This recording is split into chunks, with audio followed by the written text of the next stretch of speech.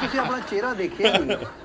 ਭਾਈ ਮੈਂ ਦੇਖ ਰਿਹਾ ਵਾਂ ਇਹੋ ਜਿਹਾ ਮੂੰਹ ਤੇ 8 ਦਿਨ ਪਹਿਲੇ ਦੇ ਦੀਦਾ ਅਗਲੇ ਭਿਉਂ ਛੱਡਣ ਫਿਰ ਤੁਸੀਂ ਉੱਥੇ ਕਿਤੇ ਜਾਂਦੇ ਸਫਾਂ ਵਾਲੇ ਚੌਂਕ ਤੇ ਤੁਸੀਂ ਕਿੱਧਰ ਆ ਗਏ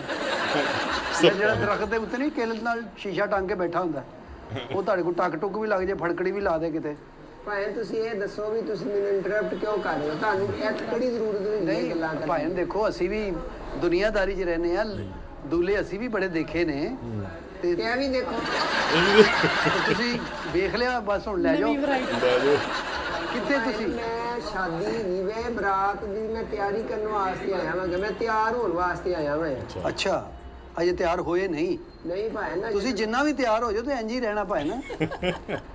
ਤੁਹਾਡੇ ਤੇ ਰੂਪ ਨਹੀਂ ਚੜਨਾ ਕਰਜ਼ਾ ਹੀ ਚੜਨਾ ਛੱਡੋ ਪਰੇ ਕਿੰਨਾ ਖਾਓ ਅੱਗੇ ਮੈਂ ਆਵਾਜ਼ ਆ ਰਹੀ ਵਾ ਕਿਹੜੇ ਵੇਲੇ ਦਾ ਬੈਠਾ ਹੈਗਾ ਡੀਲ ਨਹੀਂ ਕਰ ਰਹੇ ਰਾਸ਼ ਇਸ ਵੀਡੀਓ ਚ ਦੇਖਿਆ ਨਾ ਗੋਗਾ ਬੋਲਣ ਦਾ ਜਿਹੜਾ ਸਟਾਈਲ ਆ ਲੈਂਗੁਏਜ ਚੇਂਜ ਆ ਥੋੜੀ ਹੈ ਨਾ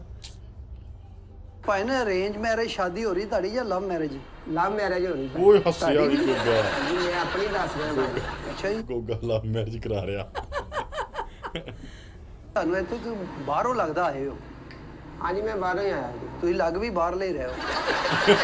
ਇਹ ਫੇਸ ਇੱਥੇ ਨਹੀਂ ਚੱਲਦਾ ਜ਼ਿਆਦਾ ਭਾਈ ਮੈਂ ਜਰਮਨ ਚ ਆਇਆ ਮੈਂ ਜਰਮਨ ਚੋਂ ਕਹਿੰਦਾ ਆ ਫੇਸ ਇੱਧਰ ਨਹੀਂ ਚੱਲਦਾ ਸ਼ੈਫ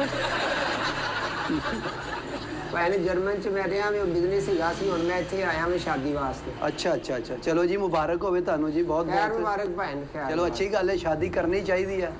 ਕਿਸੇ ਦਾ ਬੇੜਾ ਗਰਕ ਤੇ ਖੋਏਗਾ ਹੀ ਨਾ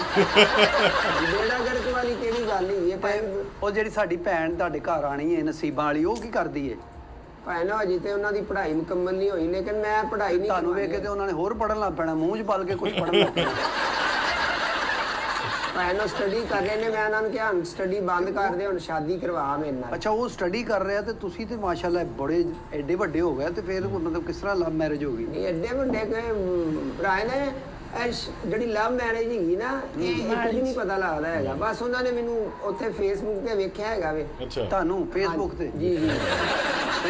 ਤੇ ਉਹ ਬਸ ਉੱਥੋਂ ਗੱਲ ਟੁਰੀ ਹੈ ਤੇ ਸਾਡੀ ਨਾਲੇ ਪੈਸਾ ਸਾਰਾ ਕੁਝ ਕਰਾ ਦਿੰਦਾ ਭਾਈ ਤੁਹਾਡੇ ਕੋਲ ਪੈਸਾ ਹੋਵੇ ਤੇ ਫਿਰ ਬਹੁਤ ਕਿਹੜੀ ਪੈਸਾ ਗੱਲ ਤੁਹਾਡੇ ਕੋਲ ਦੁੱਧ ਪਿਆਈ ਹੋਏਗੀ ਤੁਹਾਡੀ ਵੀ ਯਾਰੀ ਮਾਂ ਦੇ ਭਾਈ ਨੇ ਰਸਮਾਂ ਹੈਗੀਆਂ ਨੇ ਬਣੀਆਂ ਉਹ ਤੇ ਹੁੰਦੀਆਂ ਨੇ ਨਾ ਦੁੱਧ ਪਿਲਾਈ ਰਸਮੇ ਦੁਨੀਆ ਵੀ ਹੈ ਰਸਮੇ ਮੌਕਾ ਵੀ ਹੈ ਉਹ ਚੁੰਨੀ ਵੀ ਤਾਨਣੀ ਨੇ ਜੁੱਤੀ ਵੀ ਚੁੱਕਣੀ ਨੇ ਸਾਰੀਆਂ ਰਸਮਾਂ ਹੋਣੀਆਂ ਨੇ ਇਸ ਹਾਲਾਂਕਿ ਤੁਹਾਡੇ ਵਰਗੇ ਲਾੜੇ ਅੱਗੇ ਮਤਲਬ ਜੁੱਤੀ ਲੁਕਾਉਣੀ ਨਹੀਂ ਚਾਹੀਦੀ ਬਲਕਿ ਜੁੱਤੀ ਚੱਲਣੀ ਚਾਹੀਦੀ ਉੱਥੇ ਜੁੱਤੀ ਲਗਾਉਣੀ ਵਾਰ ਮੈਂ ਬਾਜ਼ਾਰ ਬੈਠਾ ਹੈਗਾ ਜੁੱਤੀ ਚੱਲਣੀ ਚਾਹੀਦੀ ਕਹਿੰਦਾ ਪੈਣੀ ਵੀ ਚਾਹੀਦੀ ਉਹੀ ਉਹ ਆਮ ਲਾੜੇ ਹੁੰਦੇ ਜਿਹਦਾ ਚੁੰਨੀ ਨਾਲ ਮਤਲਬ ਲਾੜੇ ਨੂੰ ਰੋਕਦੇ ਤੁਹਾਨੂੰ ਤੇ ਉਹ ਪੁਲਿਸ ਵਾਲਾ ਨਾਕਾ ਲਾ ਕੇ ਰੋਕਣਾ ਚਾਹੀਦਾ